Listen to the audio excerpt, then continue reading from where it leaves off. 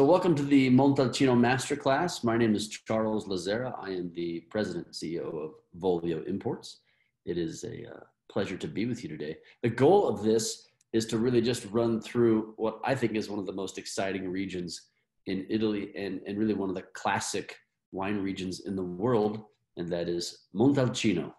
Specifically, everyone loves to say Brunello di Montalcino, but there's also the little brother, the Rosso di Montalcino, and then a couple of other sneaky little DOCs that you might not be aware of, like Sant'Antimo. And then what originally started this area was a white grape called Muscadella.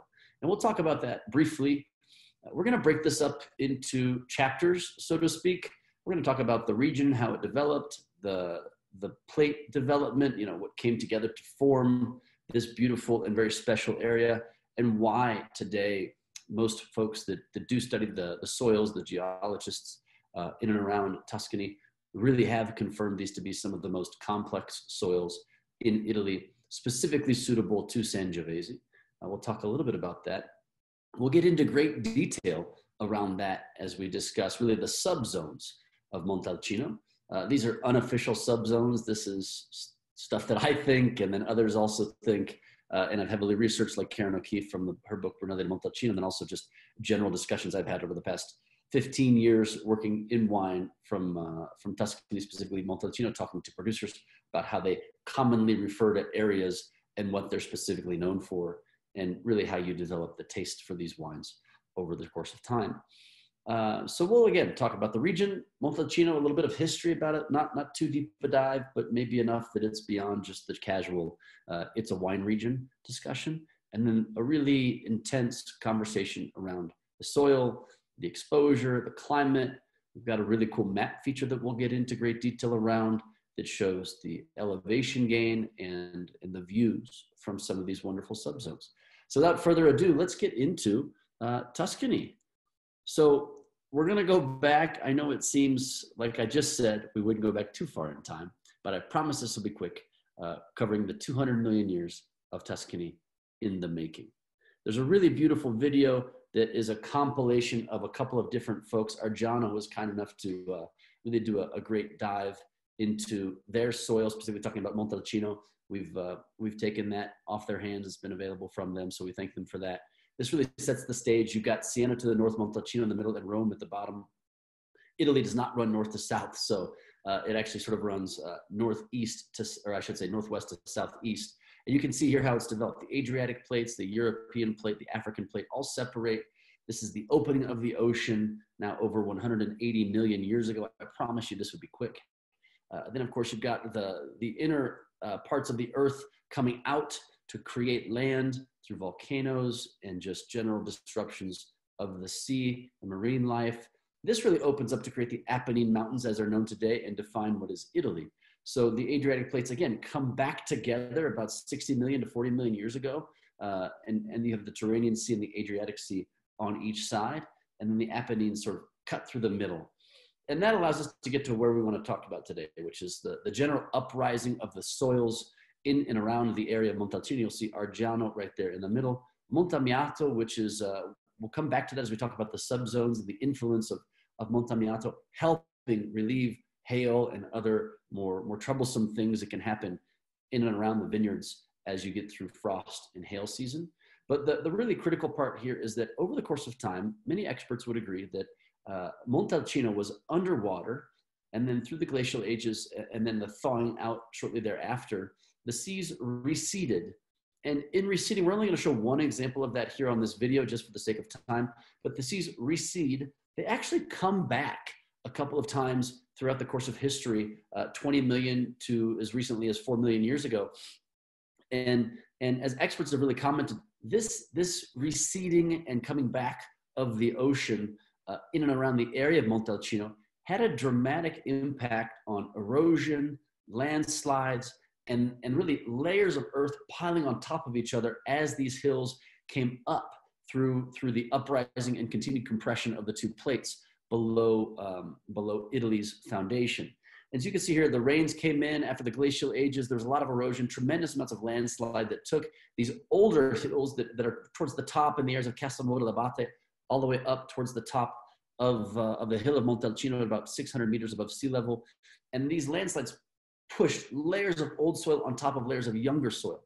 We'll talk about this at length, but really the specific impact of the climate is also really critical. You can see the tremendous influence here of the Mediterranean climate to the continental climate. And this was a piece that was provided to me by the folks over at Alliance Vinum, specifically a gentleman, Max, who runs and owns a vineyard with his partner, Virginie.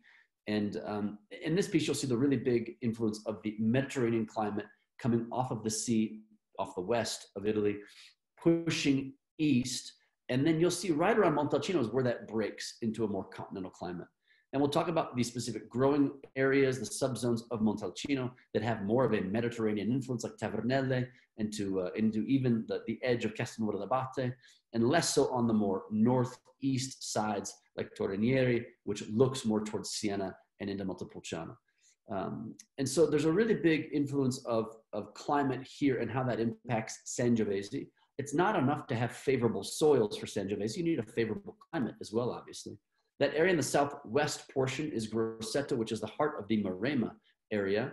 And really there we refer to the Sangiovese coming out of that section of Italy as wild Tuscany or wild Sangiovese, very fresh, generous version of Sangiovese off the sea, a nice coastal influence, really good heat days, no issue there with heat down in Grosseto, but those warm winds can really do some damage to Sangiovese depending on where your vineyards are situated. But there's tremendous potential for Sangiovese from the Maremma.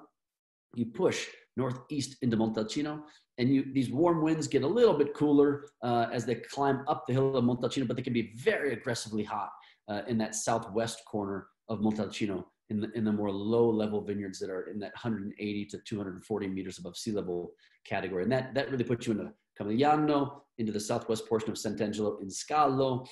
These are tough areas in warm years to make really great Brunelli di Montalcino. And I say that because of just lower vineyards trapping a lot of heat, and they typically harvest about 10 to 15 days before the rest of the DOCG of Brunelli di Montalcino. And then, of course, in the northwest part, you'll see Bolgheri. I mentioned Bolgheri only because it's the home to the great wines such as Sassicaia, Ornellaia, Tenuta Argentiera, Guadaltasso, Gaia's Camarcando property, and several others. It's a wonderful area to explore great wines from Italy, but you'll see no or very little Sangiovese there. And it really comes down to climate.